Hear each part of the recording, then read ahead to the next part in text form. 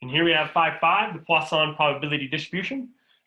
So formally, we've covered the binomial probability distribution, which is one form of discrete probability distribution.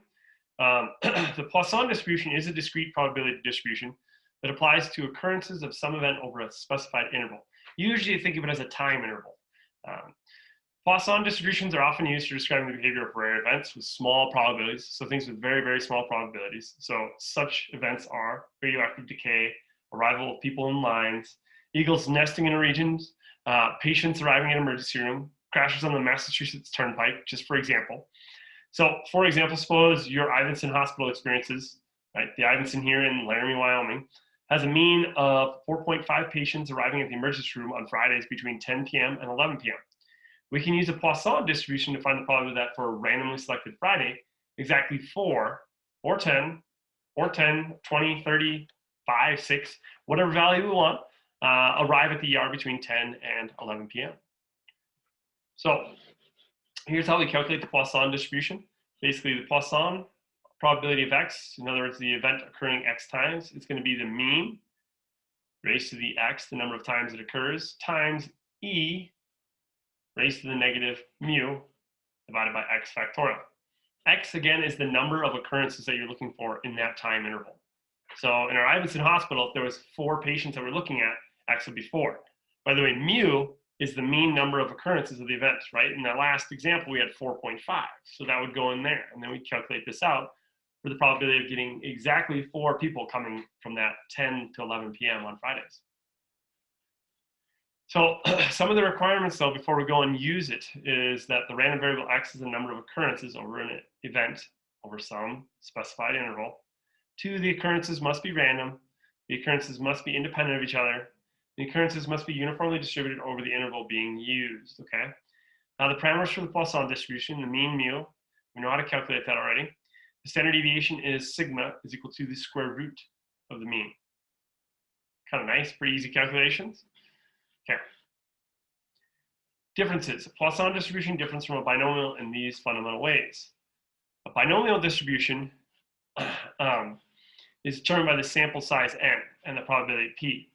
But a Poisson distribution is only determined by the mean mu. So the only thing you need is mean mu, whereas binomial, we need the number of trials and the probability of success. And then you can pick the x's that you want in both cases. 2, in a binomial distribution, the possible values of random variables are 0 to n inclusively, but a Poisson has no upper limit, which makes it very helpful in many ways for some of the calculations you might need to do. So here's one with hurricanes. So for a recent period of 100 years, there were 530 Atlantic hurricanes, based on data from the University of Maryland Department of Geography and Environmental Systems. Assume the Poisson distribution is a suitable model, find mu, the mean number of hurricanes per year. Notice now, if you're wondering, how the heck do you find that?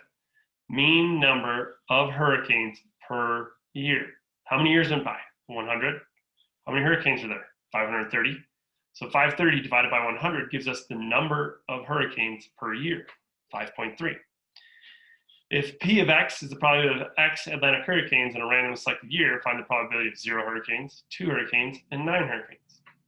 And then finally, C is asking us, there were actually 2 years with no Atlantic hurricanes, 5 years with 2 Atlantic hurricanes, and 4 with 9.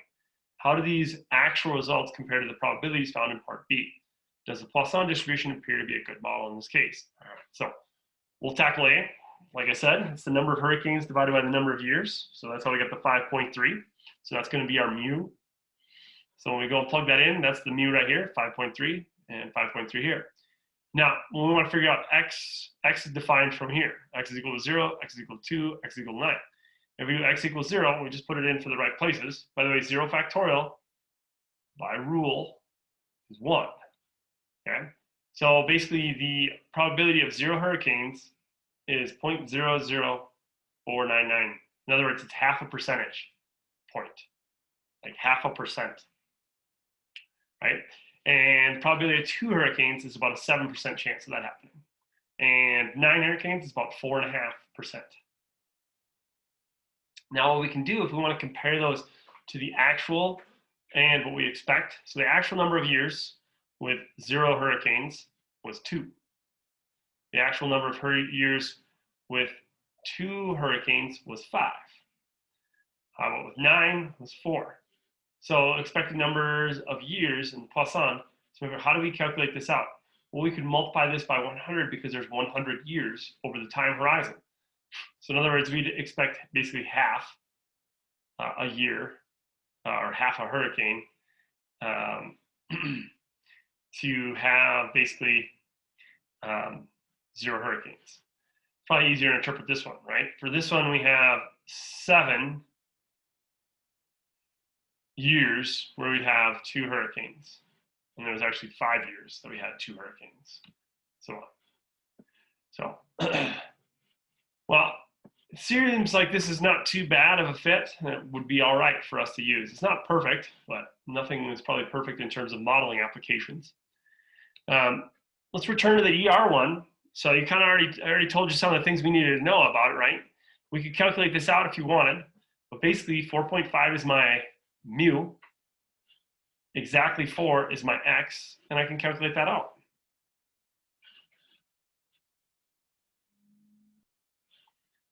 So if you calculate it out, you should get about an 18.9% chance of this happening.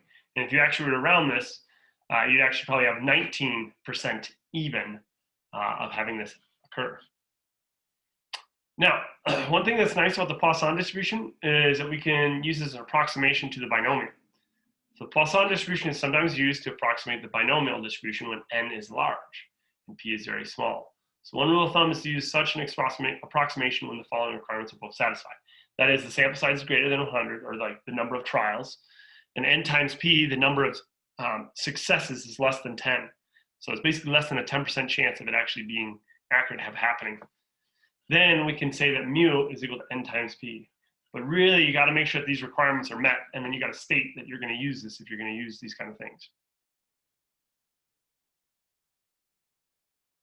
And like I said, you should get about 19% for this one. So, and there you go. That's the Poisson. Pretty quick. Let me know if you have questions.